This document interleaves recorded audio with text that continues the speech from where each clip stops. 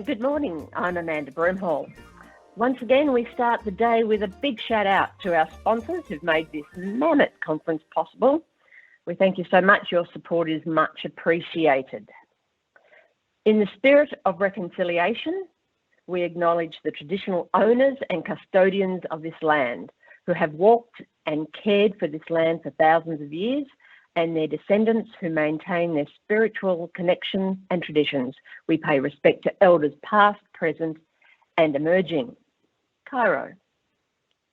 Ka pai, thanks for the mihi, Amanda. Tēnā koutou, tēnā koutou, tēnā koutou katoa. Welcome from across the ditch, the other part of the bubble, Aotearoa. One of my ancestors gouged out the chief's right, so to get women speaking rights, gouged out the chief's eye for the women to get speaking rights on my family marae. I'm sure her heart was in the right place, and I appreciate everything she's done for women for my tribe. But at this event, we have a more genteel code of conduct. So there's a full code of conduct that you can see on the M365 May website.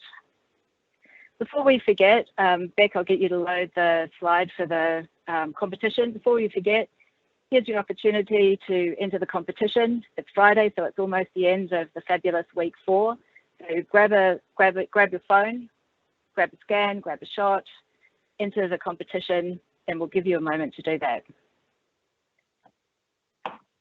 So here we are. Welcome back to session 4 in our 5-part series of Coming Out the Other Side. One size definitely does not fit all. I'll hand over to Amanda and we'll get the session underway. Good morning again, and it's lovely to see all your smiling faces this morning. The premise for this series of workshops has been to provide a framework to help understand and to adjust to the disruptions caused to our organisations by COVID-19, and in particular, the lockdown. In our research, we have seen organisations where the impact of the disruption has been truly significant, challenging even the ongoing existence of some businesses. For others, the impacts have been more contained, limited to a particular aspect of the business or putting a dent in the bottom line, but one that can be recovered from over time.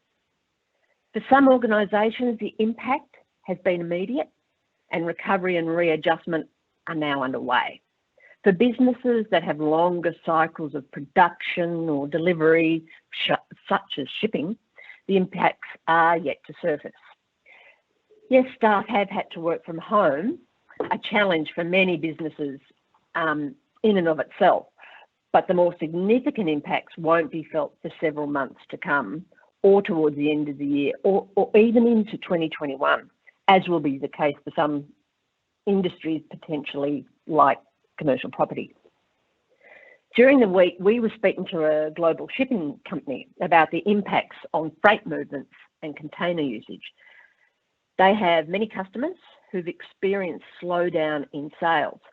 So their shelves are full, as are their warehouses.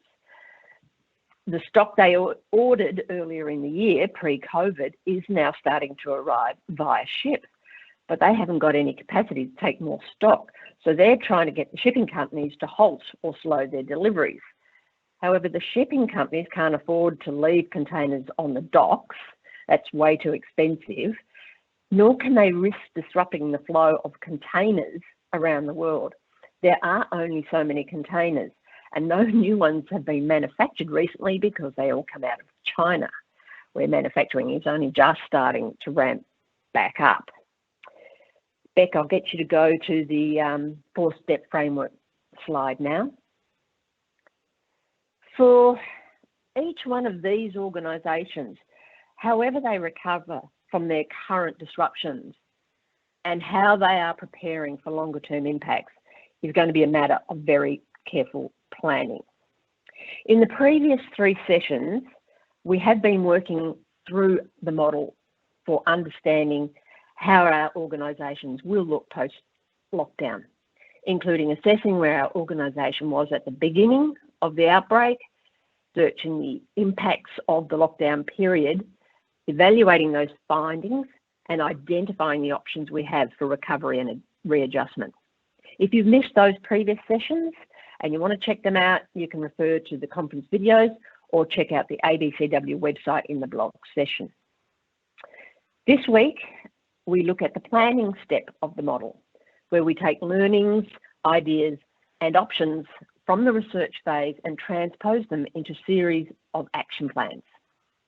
At the end of this step of the framework, you'll have a series of plans based on various horizons, immediate, short, long-term, etc., and then understanding of resourcing requirements, both people and finance, and approvals to progress. Next slide, please, Beck. Mastering your new normal. So the planning activities we're going to look at now are 4. So we're setting strategic boundaries, we're collating and reviewing action items, we're pulling it all into shape, and then we're going to get approval and ratification. Now, the next slide, which is entitled The Experiment, What Happened, just gives us a bit of an idea of some of the things that we need to be thinking about. There are many decisions that need to be made at this point. Things that happened during lockdown, the changes we've made during this period, we now have to make those decisions of do we keep those changes in place or do we revert back to previous ways of operating. So we may have lost 20% of our revenue. We must make the decision.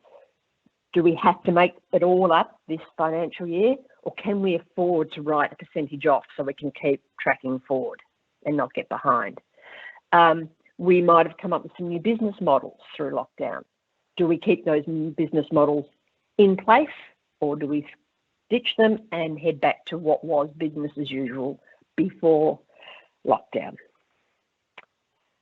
Okay, so our next slide is about setting strategic boundaries. In order to make informed decisions about what our action plans will be, there are 2 perspectives to consider. We need to firstly be very clear about any internal strategic directives and any external factors that will impact what actions we'll be taking. In other words, it's really about defining the game we're playing almost. We've collected a number of topics that you might consider as part of identifying those strategic boundaries, which you can refer to. But from the slides, you can sort of see some ideas. And an example of an internal strategic directive might be as follows. As we know, during lockdown, many people had to work from home. In one company that we've been talking to, a number of staff have actually expressed their desire to continue doing that permanently or for at least a percentage of their time. However, there's been a strategic directive from management that they believe their business is not suited to working from home, and so everyone is to return to the office. So it's best to know that up front before we go off making plans and ideas for working from home ongoing. An example of an external factor that might impact the actions we decide upon taking is the example of a community health organisation that delivers home care services. If the government decides to rein in costs, which I would imagine is highly likely, then they may reduce our funding for the delivery of those home care services. In turn, that's going to impact what services we can deliver and how we deliver them. So those external factors will be things beyond our control, but things we have to be totally aware of before we spend time doing planning activities. So the next slide just gives you a bit of an idea on those both internal and external strategic boundaries. Okay, so once you've, oh, sorry, so now, Beck, if you could load the workshop slide, please. So, okay, so at this point, you've got your strategic boundaries in place, and you also have a raft of actions and ideas that have come out of the research phase. It's likely to be an incredibly long list, which is fantastic. We love that.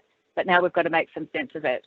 So the next activity is a facilitated workshop with a range of stakeholders from across your organisation. So in this workshop, the idea is to work through all of the ideas and actions. I find when I run these workshops, the first couple take a little bit of time, and I usually tell people in the workshop that although it's going to start slow and it's going to take a little time, that they should have faith that we will get through everything. Because once you get a few of those those concepts and those broad kind of ways that things are going to be handled in place, things start to move quite quickly.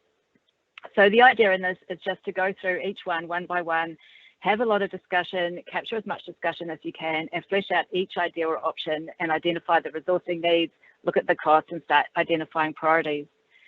So we've got a bit of a template to evaluate each item. It'll be available on our blog as a spreadsheet that you can use, and it just looks at what's the action that's coming out, what are the horizons, priorities, resources, efforts, cost, and who's going to own that action from there. I'll get you to, thank you, Beck. I can see she's clicking. So just run through that and as I said, facilitate the session. I find workshops, and if we can just get past the template to the you can organise slide. I find workshops, while they're fantastic, that the dialogue is massively important. It's almost as important as finalising everything at that point. It's unlikely that at the end of that huge workshop that you will have a nice, tidy, completed plan to move forward with. What you will have is a whole lot of parameters by which to define that. You'll have some very, very clear direction. You'll have some priorities, but you'll need to go away from that workshop and pull everything together. So you'll need to look at what has been prioritised, what are the resource requirements, do we need to drill into those a little bit more to understand what the availability is and what kind of budget that might need. So out of the workshop, pull everything into shape. And our recommendation is that you should organise all the actions into timeframes. So the things that you're going to do straight away, almost like we want to make sure that nothing is going to kind of spring up and we have control of this from the beginning, to the sort of short term and then mid and then longer term. And I'd be planning out the next 6 months in detail, but I would have the 12 to an 18-month horizon. So on to the next slide. After you've done all that, the next thing to do is to look at your plans. So finally, your plans for world domination are really taking shape. So you've done the research, you've identified what needs to happen, and now you have to get all of the plans approved and signed off. First thing you need to do is figure out who will make those final decisions and endorsements on the priorities, the expenditure, etc. So will it be the executive leadership team? Does it need to go up to the board for ratification? Does Global HQ need to be involved, and so on? Once you've confirmed who needs to be involved, there's a process for getting agreements. At ABCW, we recommend very strongly that you meet with each individual decision maker rather than just going straight into another workshop situation, and try and present things to them in the style that they prefer. So are they an overly analytical person? Will they want to see all the detail of that research? Or are they more of a person who is interested in the human side of things, who wants to understand the stories and the ideas that drove these decisions? This gives them an opportunity to ask questions and raise concerns, and it gives you the opportunity to go away and answer those before you get to the workshop situation. Only then, once you've done all of that, organise a final workshop with those senior decision makers, do a final review of plans and agree that expenditure. Because you've met with each person individually, there should be no surprises, and most of the concerns should be dealt with. So although it might seem like a long process, it actually will make things go quicker.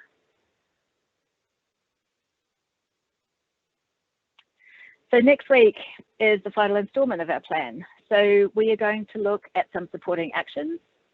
We're going to look at how we communicate those changed organisational plans and how do we support people moving into this new world order.